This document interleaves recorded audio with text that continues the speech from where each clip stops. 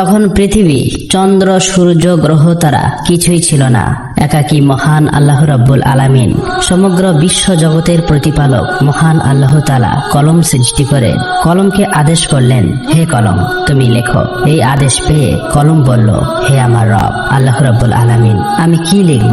আল্লাহ রাব্বুল আলামিন বলল, তুমি আরশে মুহাল্লায় কলেমা তৈয়বা লেখো। এই আদেশ পেয়ে কলম 400 বছর ধরে লা ইলাহা ইল্লাল্লাহ লিখতে থাকলো। যখন 400 বছর অতিক্রম করলো, তখন আল্লাহ রাব্বুল আলামিন আবার কলমকে জিজ্ঞেস করলো, হে কলম তুমি কি লিখছো বলো। কলম বলল, হে আল্লাহ তাআলা, আমি তো শুধু লা ইলাহা ইল্লাল্লাহ লিখেছি। তারপর আল্লাহ রাব্বুল আলামিন বলল, তুমি কলেমার শেষ অংশ লেখনি কেন? কলম ভয়ে কাঁপতে কাঁপতে বলল, হে আমার রব, আপনি এক অদ্বিতীয়, আল্লাহ ছাড়া তো কোনো উপাস্য নেই।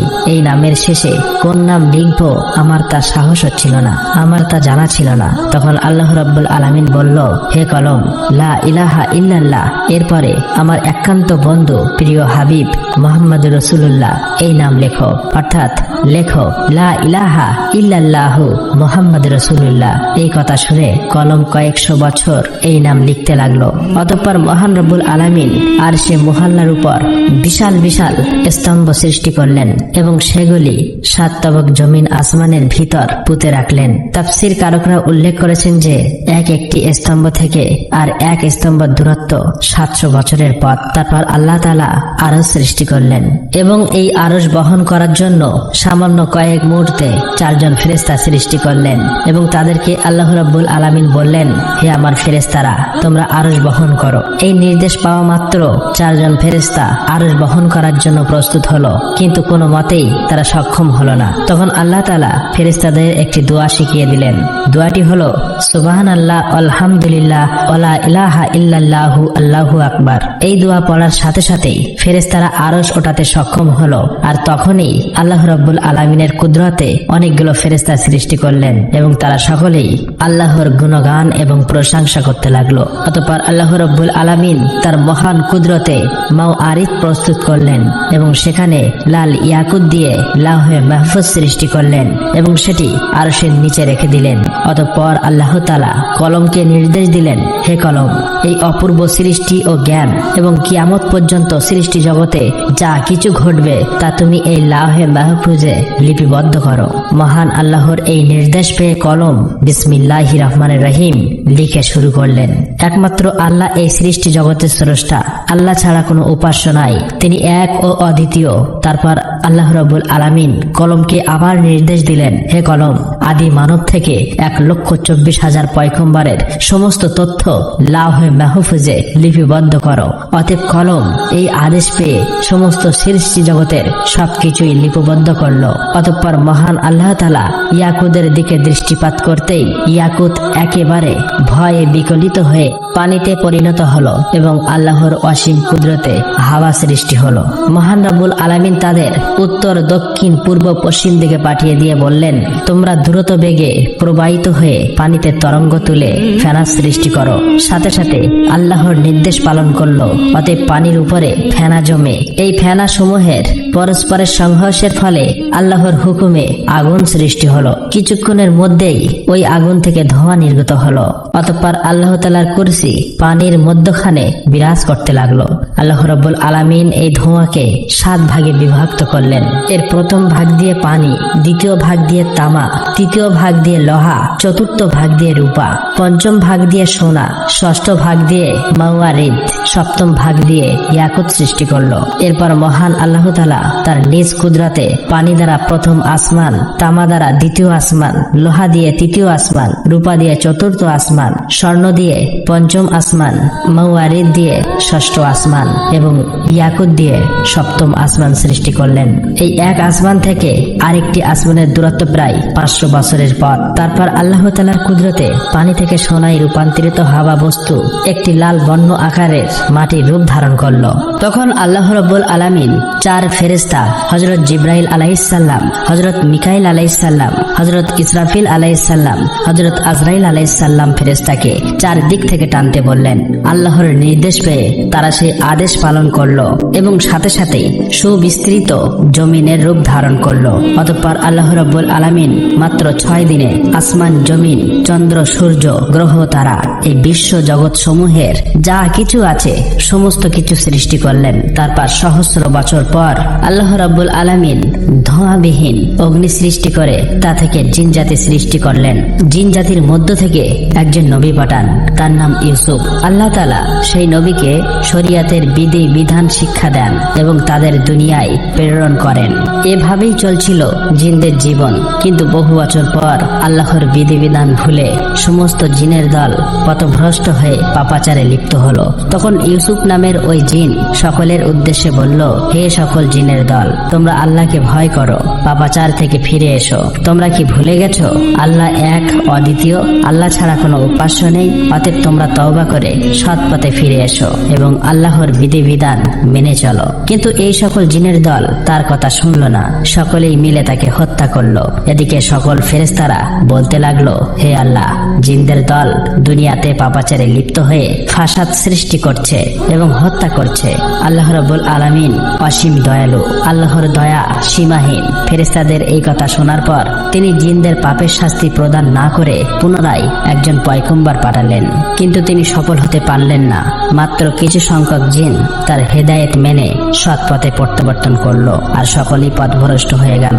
এভাবে প্রায় 36,000 বছর সময়ের মধ্যে জিনরা বহু সংখ্যক পয়গম্বরকে হত্যা করে ফেললো। অতঃপর আল্লাহ রাব্বুল আলামিন ফেরেশতাদের বলল, তোমরা যাও, যারা পাপাচারে লিপ্ত তাদেরকে শাস্তি প্রদান করো। আল্লাহ রাব্বুল আলামিনের এই নির্দেশ পেয়ে ফেরেশতারা কোটি কোটি জিনদের শাস্তি প্রদান করলো। কেবলমাত্র যে সকল ঈমানদার জিন পাপী জিনদের ভয়ে বনে, জঙ্গলে, পাহাড়, পর্বতে, গুহায় বসে আল্লাহর ইবাদতে মগ্ন ছিল তারাই ফেরেশতাদের হাত থেকে রক্ষা পেল। ওই সময় ফেরেশতারা লক্ষ্য করে দেখলো একটি কম বয়স্ক সুন্দর বালক জিন একাকী দাঁড়িয়ে আছে। তার নাম ইবলিশ। তাকে দেখে ফেরেশতাদের অন্তরে দয়া মায়া উদয় হলো। তখন ফেরেশতারা বলল, হে আমার রব, হে মাবুদ, এই বালক জিনটি অসহায়, তার প্রতি আমাদের অনেক মায়া লাগছে। আমরা কি একে নিয়ে আসমানে লালন পালন করব? ফেরেশতাদের অনুরোধে আল্লাহ রাব্বুল আলামিন তাকে আসমানে নিয়ে আসতে অনুমতি দিলেন। ইবলিশ ছিল তীক্ষ্ণ, স্মৃতিশক্তি সম্পন্ন। সে একবার যা শুনতো চিরদিনের জন্য তা মনে রাখত। এদিকে যে সকল জিন বেঁচে গিয়েছিল তাদের বংশবৃদ্ধি পেয়ে আবার জিনদের দ্বারা এই জগৎ পরিপূর্ণ হয়ে উঠল। এদিকে ফেরেশতারা ইবলিশকে প্রথম আসমানে নিয়ে আসলো। সেখানে এসে ফেরেশতারা আল্লাহর ইবাদত বান্দাগির সমস্ত নিয়ম কানুন শিখিয়ে দিলেন। ইবলিশ খুবই অল্প সময়ে এই শিক্ষা লাভ করে দীর্ঘ 1000 বছর প্রথম আসমানে আল্লাহর ইবাদত করলো। ইবলিশের আল্লাহর প্রতি ইবাদতের একাগ্রতা ও নিষ্ঠা দেখে অবাক হয়ে ফেরেশতারা বলতে লাগলো, আমরা কেবলমাত্র আল্লাহর ইবাদতের জন্যই সৃষ্টি হয়েছি। একমাত্র ইবাদতেই আমাদের শিক্ষা, ধ্যান, দীক্ষা সবকিছুই। কিন্তু কি আশ্চর্য ব্যাপার, ইবলিশ আমাদের কাছে ইবাদতের নিয়ম কানুন শিখে সে যে ইবাদত করছে তার তুলনায় আমরা কিছুই না। আমাদের ফেরেশতাদের মধ্যে তো এমন ইবাদত কাউকে করতে দেখিনি। মনে হচ্ছে ইবলিশের কাছে আমাদের অনেক কিছু শেখার আছে। তার ইবাদতে ফেরেশতারা এত মুগ্ধ হলো যে তাকে অতি যত্ন সহকারে প্রথম আসমান থেকে 1000 বছর পর দ্বিতীয় আসমানে নিয়ে গেল। দ্বিতীয় আসমানে এসে তার চেয়েও বেশি পরিমাণে ইবাদতে মশগুল হলো। আসমানের ফেরেশতারা এটা দেখে চারিদিক থেকে ধন্য ধন্য বলতে লাগলো। বহু ফেরেশতারা তার প্রশংসা করতে লাগলো এবং ইবলিশের নাম রাখলো আবেদ। তারপর ইবলিশ 1000 বছর ইবাদত করার পর ফেরেশতারা দ্বিতীয় আসমান থেকে তৃতীয় আসমানে নিয়ে গেল। সেখানে এসে আরো বেশি পরিমাণে পরম একাগ্রতা মনোযোগের সাথে আল্লাহর ইবাদতে মগ্ন হলো। এটা দেখে সেখানকার ফেরেশতারা তার ইবাদতে মুগ্ধ হয়ে ইবলিশের নাম রাখলো অলি। এভাবেই প্রত্যেক আসমানে ইবলিশ 1000 বছর ইবাদত করলো। অবশেষে সপ্তম আসমানে উপনীত হয়ে পরম সুখে শান্তিতে বসবাস শুরু করলো। ইবলিশ সর্ববিষয়ে অনেক জ্ঞান এবং অভিজ্ঞতা অর্জন করলো। তখন ফেরেশতারা আল্লাহর কাছে দোয়া করে বলল, হে আমার রব, হে আল্লাহ, তুমি তোমার প্রিয় ইবলিশকে যদি আরশে মহল্লায় উঠিয়ে আনো তবে আমরা তার কাছ থেকে অনেক মূল্যবান উপদেশ শুনে অনেক কিছু শিখতে পারতাম, কেননা সে আমাদের অপেক্ষা অনেক বেশি জ্ঞান অর্জন করেছে। মহান আল্লাহ তাআলা তাআলা ফেরেশতাদের এই আবেদন মঞ্জুর করলেন এবং ইবলিশকে আরশে মহল্লার কাছে নিয়ে আসলেন। সেখানে এসে ইবলিশ ইয়াকুত নির্মিত একটি সুউচ্চ মেম্বারে ইবাদতে মশগুল হলেন এবং ওয়াজ নসিহত করতে লাগলো। তখন এইসব দেখে ফেরেশতারা তাকে মালাইকা অর্থাৎ ফেরেশতাদের শিক্ষক হিসাবে মেনে নিল। এদিকে পৃথিবীর যে সকল জিনের দল অবশিষ্ট ছিল তারা আবারও ভীষণ পাপাচারী হয়ে উঠল। তখন আল্লাহ রাব্বুল আলামিন ইবলিশকে বললেন, হে ইবলিশ, তোমার ইবাদত বান্দেগী এবং আনুগত্য দেখে অত্যন্ত সন্তুষ্ট হয়েছি। এবার তুমি দুনিয়াতে গিয়ে তোমার স্বজাতীয় জিনদেরকে সৎপথ প্রদর্শন করো। আল্লাহ রাব্বুল আলামিনের এই নির্দেশ পেয়ে ইবলিশ বলল, হে মাবুদ, হে আল্লাহ, আপনার নির্দেশ আমি অবশ্যই পালন করব, কিন্তু আল্লাহ আমাকে এমন একটি ক্ষমতা দিন আমি যেন সারাদিন দুনিয়াতে জিনদের শিক্ষাদান করার পর আবার যেন সন্ধ্যায় এখানে ফিরে আসতে পারি এবং আপনার ইবাদতে মশগুল থাকতে পারি। আল্লাহ রাব্বুল আলামিন ইবলিশের এই আবেদন কবুল করলেন। অতঃপর ইবলিশ অত্যন্ত আনন্দিত চিত্তে দুনিয়াতে নেমে আসলো এবং জিনদেরকে বলতে লাগলো, হে জিনের দল, তোমরা কি ভুলে গেছো সেই আযাবের কথা? এখনো সময় আছে, আল্লাহর পথে ফিরে এসো। আল্লাহ ছাড়া কোনো উপাস্য নেই, পাপ কাজ ছেড়ে দিয়ে সৎ পথে ফিরে এসো। এইভাবে বহুদিন পর্যন্ত তাদেরকে হেদায়েত করতে লাগলেন, কিন্তু একাধারে বহুদিন পর্যন্ত সে অপ্রাণ চেষ্টা করেও পরিশ্রম করা সত্ত্বেও সামান্য কিছু সংখ্যক জিন ছাড়া প্রায় সকলেই ইবলিশের বিরুদ্ধাচরণ করতে লাগলো এবং ভীষণ পাপাচারে লিপ্ত হয়ে গেল। তখন ইবলিশ আল্লাহর দরবারে দোয়া করলেন, হে মাবুদ, হে আল্লাহ, আপনি আমাকে ক্ষমতা দিন যাতে এই অবাধ্য জিনদেরকে আমি সমূলে ধ্বংস করতে পারি। আল্লাহ রাব্বুল আলামিন ইবলিশের এই দোয়া কবুল করলেন এবং জিনদেরকে ধ্বংস করার জন্য অগণিত ফেরেশতা দুনিয়ায় প্রেরণ করলেন। ফেরেশতাদের সাথে ইবলিশও ছিল। অতএব ফেরেশতা ও ইবলিশের আগমনের পর দুনিয়ায় সমস্ত পাপাচারী জিন একে একে প্রাণ হারালো। দুনিয়ার কার্য শেষ করে পুনরায় ইবলিশ একাগ্র চিত্তে আল্লাহর ইবাদতে মশগুল হলো। আল্লাহ তাআলার দরবারে ইবলিশের কত যে সিজদা ছিল তা কারো পক্ষে হিসাব করা সম্ভব নয়। আসমান, জমিন ও আরশে মহল্লার নিকটে এমন কোনো জায়গা ছিল না যেখানে ইবলিশ অসংখ্য সিজদা দেয়নি। অতঃপর ইবলিশ আল্লাহ রাব্বুল আলামিনের কাছে দোয়া করলেন, হে আমার রব, হে আল্লাহ, তোমার অসীম অনুগ্রহে আমি অতি সামান্য স্তর থেকে সসম্মানে অতি উচ্চ স্তরে পৌঁছেছি। তোমার অসীম অনুগ্রহ হয়ে আমি তোমার নৈকট্য লাভ করতে পেরেছি। এখন আমার মনের একান্ত বাসনা হলো তোমার পবিত্র লাউহে মাহফুজ যদি একবার দর্শন করাতেন, আল্লাহ গো, জীবন ধন্য সার্থক হয়ে যেত। তুমি দয়া করে অনুগ্রহ করে আমার এই আকাঙ্ক্ষা পূর্ণ করো। মিকাইল ফেরেশতা এই নির্দেশ পাওয়ার সাথে সাথে ইবলিশকে নিয়ে লাউহে মাহফুজের নিকট নিয়ে গেল। ইবলিশ আল্লাহর অপূর্ব সৃষ্টি লাউহে মাহফুজের দিকে এক দৃষ্টিতে চেয়ে দোয়া পাঠ করতে লাগলো। হঠাৎ এক স্থানে চোখ পড়ল আর সেখানে লেখা আছে, আল্লাহর এক বান্দা 6 লক্ষ বছর পর্যন্ত আল্লাহর ইবাদত করবে, কিন্তু মহান আল্লাহর একটি আদেশ অমান্য করায় সে জান্নাত থেকে বিতাড়িত হবে, আর ওই বান্দা আসমান ও জমিনের মালায়ন বা অভিশপ্ত নামে পরিচিত হবে। এটা দেখার পর ইবলিশ কেঁদে ফেলল এবং সেজদায় লুটিয়ে পড়ল। তাফসীরকারকদের মতে ইবলিশ এই সেজদা 6000 বছর অতিবাহিত করেছিল। 6000 বছর পর ইবলিশ মাথা তুলে দেখতে পেল তার সিজদার জায়গায় লিখিত রয়েছে, লাআনাতুল্লাহি আলা ইবলিশ, ইবলিশের উপরে আল্লাহর অভিশাপ বর্ষিত হোক। এটা দেখে ইবলিশ আল্লাহর কাছে দোয়া করলো, হে আমার রব, এই ইবলিশকে আমি তাকে যথাযথ শিক্ষা দান করি। তার জবাবে মহান আল্লাহ তাআলা বললেন, অচিরেই তুমি তাকে দেখতে পাবে। এই কথা শুনে ইবলিশ সেখানে দাঁড়িয়ে 1000 বছর পর্যন্ত পাঠ করলো, লাআনাতুল্লাহি আলা ইবলিশ, অর্থাৎ ইবলিশের উপর আল্লাহর লানত বর্ষিত হোক। এখানে উল্লেখ করা প্রয়োজন, তখন ইবলিশ এই নামে পরিচিত হয়নি। এরপর আল্লাহ রাব্বুল আলামিন ইবলিশকে বললেন, হে ইবলিশ, বলতো যে বান্দা আমার অশেষ অনুগ্রহ লাভ করার পরেও আমার হুকুম অমান্য করবে তার কেমন শাস্তি হওয়া উচিত? জবাবে ইবলিশ বলল, হে আমার রব, মহান আল্লাহ রাব্বুল আলামিন এমন অকৃতজ্ঞ ব্যক্তির কঠিন শাস্তি এবং অভিশাপ বর্ষিত হওয়া উচিত। তখন আল্লাহ রাব্বুল আলামিন বললেন, তোমার এই কথাটা এক টুকরো তক্তিতে লিখে তোমার কাছেই রেখে দাও, পরে তা কাজে আসতে পারে। অতঃপর এই ঘটনার বেশ কিছুদিন পর হঠাৎ একদিন ইবলিশ মনে মনে ভাবতে লাগলো, এখন ফেরেশতাদের জগতে, জিনের জগতে এমন কোনো ফেরেশতা ও জিন নেই যে আমার চেয়ে বেশি শিক্ষা লাভ করেছে। এখন ফেরেশতাদের থেকে আমার প্রভাব অতুলনীয়। আমার প্রভাব, প্রতিপত্তি ও ক্ষমতার সাথে মোকাবিলা করার মতো আর কেউ নেই। আমার মনে হয় মহান আল্লাহ রাব্বুল আলামিন আলামিন সৃষ্টি জগতের পরিচালনার দায়িত্ব একমাত্র আমাকেই দিতে পারে। এই ঘটনার বেশ কিছুদিন পরেই আল্লাহ তাআলার একদল ফেরেশতা লাউহে মাহফুজে একটি লেখা দেখতে পায়। খুব শীঘ্রই একজনের উপর আল্লাহর নালত বর্ষিত হবে। এই লেখা দেখে সমস্ত ফেরেশতাদের দল ভয়ে থরথর করে কাঁপতে লাগলো। তারা বলতে লাগলো, না জানি কে ওই হতভাগা যার উপরে এই দুর্ভাগ্য নেমে আসবে। সকল ফেরেশতারা দুশ্চিন্তায় পেরেশানি হয়ে কাঁদতে কাঁদতে তাদের ওস্তাদ ইবলিসের নিকট হাজির হলো। ইবলিস তাদেরকে দেখে বলল, কি ব্যাপার, তোমরা সবাই এমন করে কান্না করছো কেন? তখন ফেরেশতারা বলল, ওস্তাদ, লাউহে মাহফুজের ওখানে লেখা আছে একজনের উপর আল্লাহর নালত বর্ষিত হবে। আমরা এই চিন্তায় এবং ভয়ে কান্না করছি। ওস্তাদ, আপনি আমাদের জন্য দোয়া করুন যাতে আমরা আল্লাহর নালত থেকে রক্ষা পেতে পারি। ইবলিস ফেরেশতাদের এই সমস্ত কথা শোনার পর মুচকি হেসে আল্লাহ তাআলার দরবারে দোয়া করলো, হে আমার রব, হে দয়াময় আল্লাহ তাআলা, তুমি এই ফেরেশতাদের কারোর উপর লানত দিও না। আল্লাহ রাব্বুল আলামিন সাথে সাথে ইবলিসের এই দোয়া কবুল করলেন। অতঃপর এর কিছুদিন পর একদিন ইবলিস আরশে মুআল্লার একখানা তাকঠির উপরে উজ্জ্বল নূরের হরফে একটি লেখা দেখতে পায়।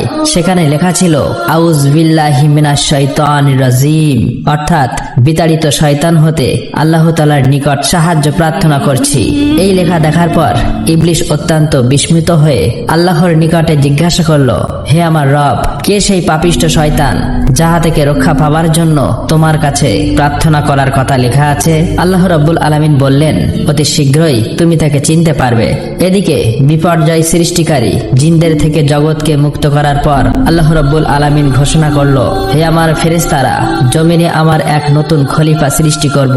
এই ঘোষণা শোনার পর সমস্ত ফেরেশতার দল আল্লাহ তাআলার কাছে বললেন, হে আমার রব, হে দয়াময় আল্লাহ, আপনি কি এমন প্রতিনিধি সৃষ্টি করতে চান যে জমিনে ফাসাদ রাহাজানি সৃষ্টি করবে?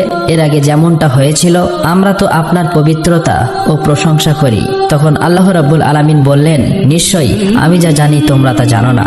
অতঃপর আল্লাহ রাব্বুল আলামিন জিব্রাইল আলাইহিস সালামকে আদেশ দিলেন, হে জিব্রাইল, তুমি যাও জমিনের উপরি ভাগ থেকে এক মুষ্টি মাটি নিয়ে আসো। জিব্রাইল আলাইহিস সালাম এই নির্দেশ পেয়ে তখনই জমিনে নেমে আসলো।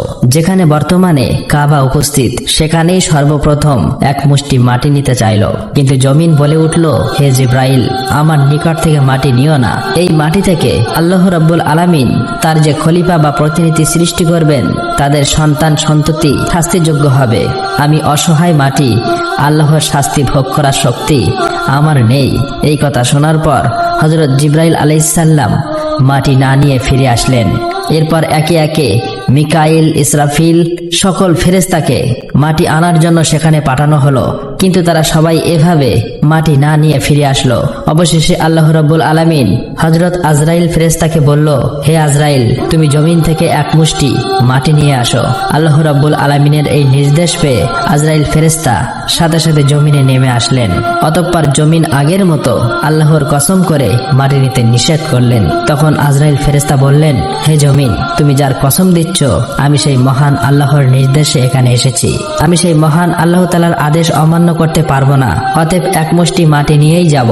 এই কথা বলার পর আজরাইল ফেরেশতা এক মুষ্টি মাটি নিয়ে ঊর্ধ্ব জগতে চলে গেলেন। আল্লাহর দরবারে এসে বললেন, হে আল্লাহ, আপনি মহান জ্ঞানী, এই জগৎ সমূহের প্রতিপালক, আপনার আদেশ আমি পালন করেছি। তখন আল্লাহ রাব্বুল আলামিন বললেন, হে আজরাইল, এই মাটি হতে জমিনে এক খলিফা সৃষ্টি করব এবং তার জান কবজ করার দায়িত্ব তোমাকেই দেব।